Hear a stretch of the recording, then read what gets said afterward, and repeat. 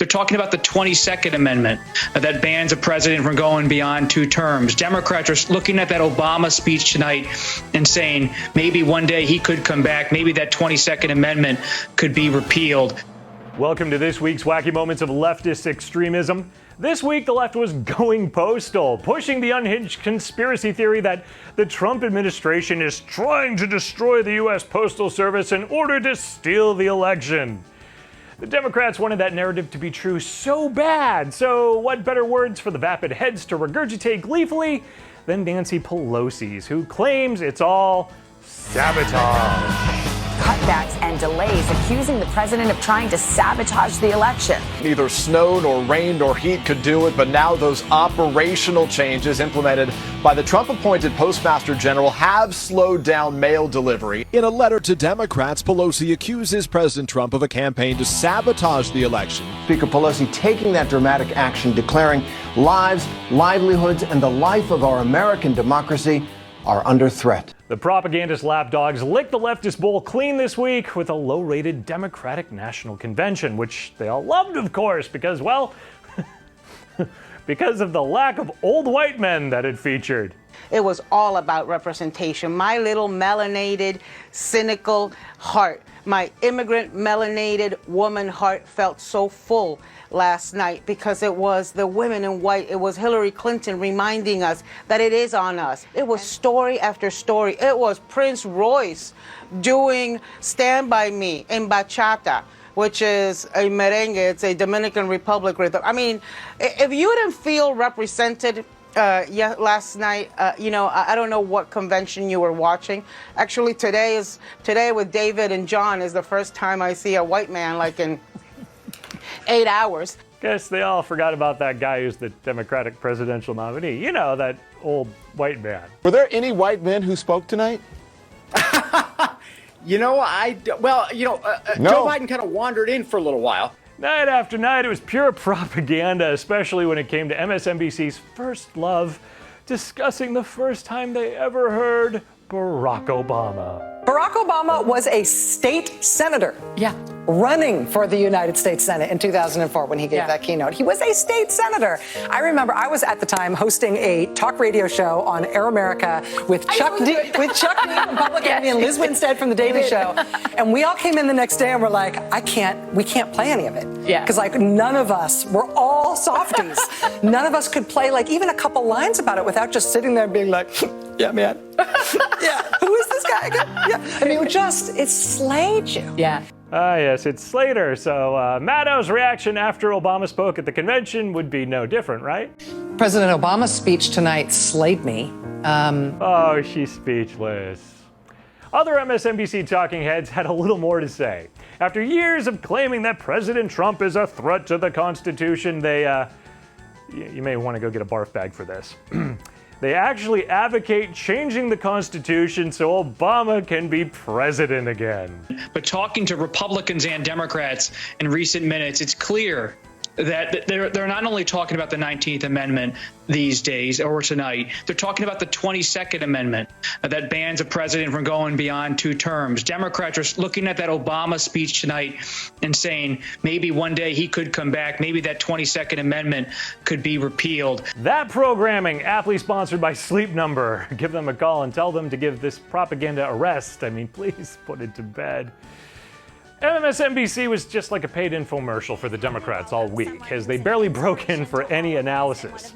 On Monday, for example, of the first 60 minutes, MSNBC aired 58 minutes and 55 seconds of pure, unfiltered Democratic propaganda, with almost no commentary at all from their journalists. This included no less than 3 music videos shown in their entirety. It's liberal MTV without any reality shows or even reality. But on Tuesday, MSNBC aired 119 minutes and 39 seconds of 120 minutes worth of Democratic speeches, videos, and even the roll call. And when they did speak, they quickly apologized for interrupting.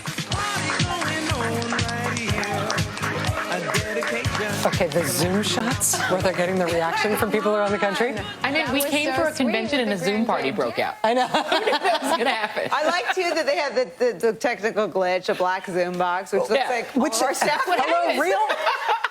hello, Hello, real. All right, we're actually not interrupting. We're going right back to it. We were just having a moment. Sorry. Right back. Sorry. Not as sorry as the rest of us. That unfiltered propaganda programming supported by T-Mobile. Dial them up and call them out on their support for that coverage. The leftist media could find no flaws at all with the Democratic convention. They even loved its technical glitches. The technical glitch, a black Zoom box, which looks like Which our staff would hello, have. real. Oh, wait. I stand corrected. There was one complaint.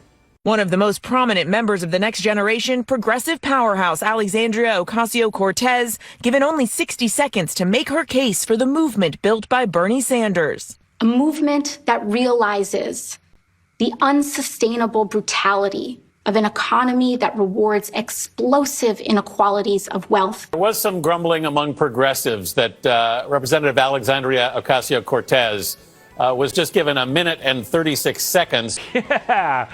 Why wouldn't they let the former bartender who's befuddled by a garbage disposal speak longer? I am told this is a garbage disposal. I wonder, perhaps it was so the media could claim Biden and the Democrats actually are really, really appealing to Republicans. He works with Republicans. He crosses the aisle. If you're going to expect a convention that does not reflect that, progressives should have nominated their chosen candidates. This is what the Democratic Party under Joe Biden will be. A lot of Republicans that you may know and have known for decades are not part of this Republican Party, that there's something really wrong here. Yeah, there's lots wrong with the leftist media as they provide all kinds of cover for Biden. But let's be honest, folks, the media has been covering for Biden for years. There's a part of Biden that feels more Reagan-esque that way. You're like, it's Grandpa, it's Uncle Joe. Poor kids are just as bright and just as talented as white kids. Those "oh, that Joe" moments are part of his political charm. I'm beginning to see why your wife left you. So much of what is appealing about him to a lot of voters is